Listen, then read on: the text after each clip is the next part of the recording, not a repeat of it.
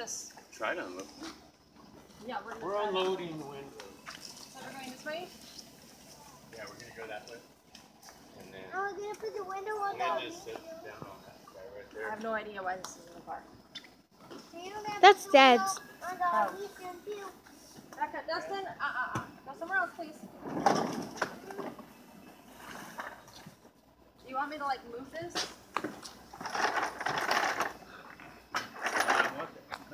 I say go. Yeah, you're moving in the right direction. Well, Isaiah, come here. Just wait so we can step down. Come here.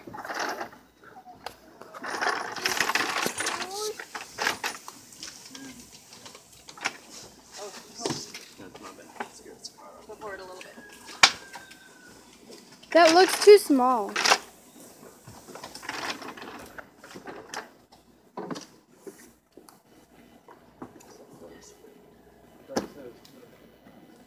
Well, it was with the crate.